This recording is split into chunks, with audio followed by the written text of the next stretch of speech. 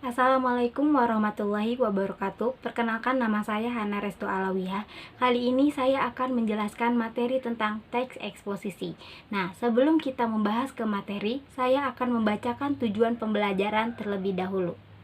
Tujuan pembelajarannya, yang pertama, setelah menyimak video materi yang ditayangkan oleh guru, peserta didik dapat menentukan struktur teks eksposisi dengan tepat.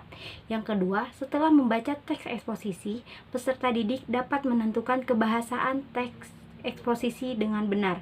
Yang ketiga, setelah melakukan pembelajaran dengan menggunakan model discovery learning, peserta didik dapat membuat teks eksposisi dengan memperhatikan isi permasalahan, argumen, pengetahuan, dan rekomendasi, struktur dan kebahasaannya dengan benar. Yang keempat, setelah menyusun teks eksposisi, siswa dapat menentukan gagasan pokok dan gagasan penjelas dalam teks eksposisi dengan tepat. Baik, selanjutnya kita masuk ke pengertian teks eksposisi. Teks eksposisi adalah paragraf atau karangan yang di dalamnya mengandung sejumlah informasi dan pengetahuan yang disajikan secara singkat, padat, dan akurat. Tujuan dari teks eksposisi ialah untuk menjelaskan informasi tertentu agar bisa menambah ilmu pengetahuan pembaca, sehingga pembaca dapat mengetahui secara rinci dari suatu masalah atau kejadian tersebut. Nah, selanjutnya di sini ada struktur teks eksposisi. Nah, struktur teks eksposisi ini ada 3. Yang pertama itu tesis, yang kedua itu argumentasi, dan yang ketiga itu ada penegasan ulang. Yang pertama, tesis. Tesis adalah bagian teks yang berisikan pernyataan pendapat penulis atau disebut juga bagian pembuka. Yang kedua, argumentasi adalah poin paling penting dalam teks eksposisi. Struktur teks eksposisi kedua ini berupa isi atau ide pikiran apa yang ingin disampaikan oleh penulis kepada pembaca. Yang ketiga ada penegasan ulang. Penegasan ulang adalah penegasan kembali atas rangkuman tesis dan argumen yang berisi penjabaran fakta yang telah dibuat. Bagian ini disebut juga bagian penutup. Nah, selanjutnya kita masuk ke unsur kebahasaan teks eksposisi. Nah, unsur kebahasaan teks eksposisi ini ada 3. Yang pertama, pronomina, yang kedua ada nomina dan verba, dan yang ketiga ada konjungsi. Nah, yang pertama ada pronomina. Pronomina atau kata ganti adalah jenis kata yang menggantikan nomina atau frasa nomina. Pronomina dapat diklasifikasikan menjadi 2 macam. Yang pertama ada pronomina persona, yang kedua ada pronomina non persona. Pronomina persona yaitu kata ganti orang. Nah, terbagi menjadi 2, ada pronomina tunggal dan juga ada pronomina jamak. Nah, pronomina tunggal contohnya itu ia, dia, anda, kamu, saudara, nya, mu, ku, dan sebagainya. Yang kedua ada pronomina non persona. Pronomina non persona itu kata ganti bukan orang.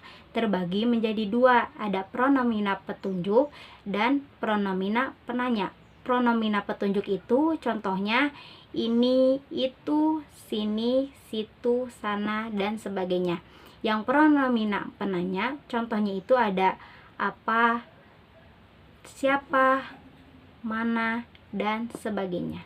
Yang selanjutnya, yang kedua ada nomina dan verba.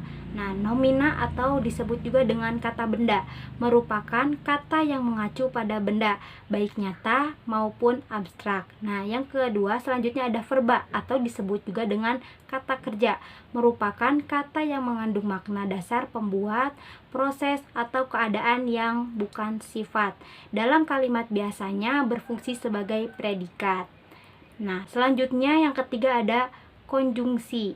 Nah, konjungsi adalah kata atau ungkapan penghubung antar klausa, antar kalimat, antar kata, dan antar frasa. Nah, contohnya itu ada sebelum, sesudah, setelah, kemudian, sedangkan, akan tetapi, dan sebagainya. Baik, selanjutnya kita masuk ke langkah-langkah menyusun teks eksposisi. Nah, di sini terdapat 5 langkah dalam menyusun teks eksposisi. Yang pertama itu menentukan topik yang akan disajikan. Jadi, langkah pertama yang harus dilakukan dalam membuat teks eksposisi adalah menentukan topik. Dengan menentukan topik, pada saat menulis, kita lebih fokus pada tema, sehingga dapat lebih menjiwai tulisan yang dibuat. Nah, yang kedua, menentukan tujuan eksposisi. Nah, setelah menentukan topik yang akan dipaparkan, kita harus memiliki tujuan yang nantinya akan memberikan penjelas dan pemahaman kepada pembaca.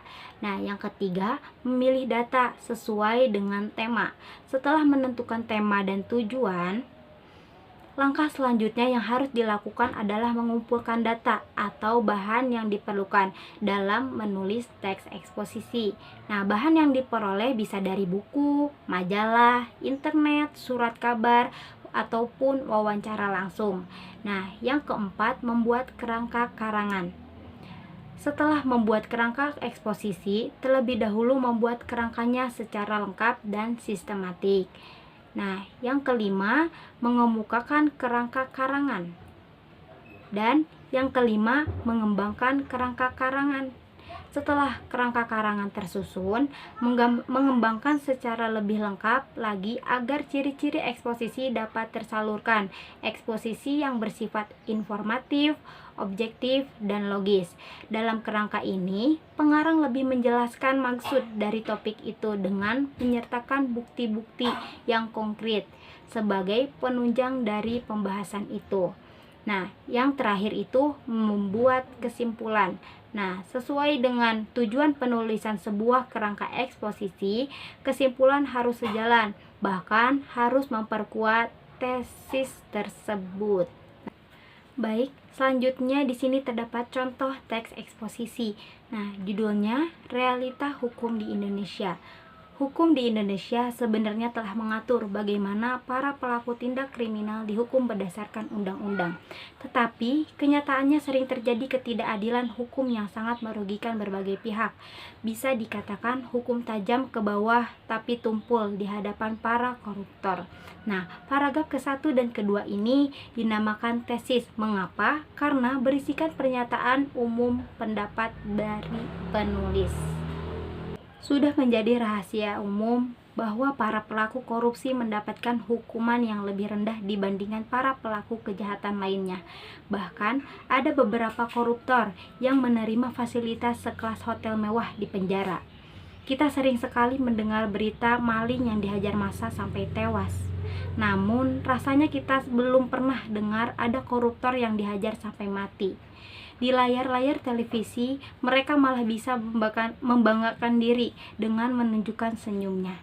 Nah, pada paragraf ketiga dan keempat ini dinamakan argumentasi.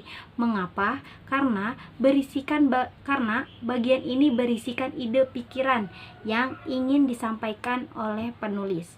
Nah, selanjutnya, hukum di Indonesia hanya tegas ketika berhadapan dengan rakyat kecil saja. Sebagai contoh, kita bisa mengingat kasus Nenek Asyani. Hanya karena dugaan pencurian kayu, beliau terancam hukuman penjara sampai 5 tahun. Jelas-jelas tidak adil, apalagi dibandingkan dengan hukuman yang diterima para koruptor. Nah, pada paragraf ke-5 dan ke-6 ini disebut dengan penegasan ulang. Mengapa? Karena berisikan rangkuman dari tesis dan argumentasi yang sesuai dengan fakta. Nah, mungkin cukup sekian pembelajaran dari saya. Semoga bermanfaat. Wassalamualaikum warahmatullahi wabarakatuh.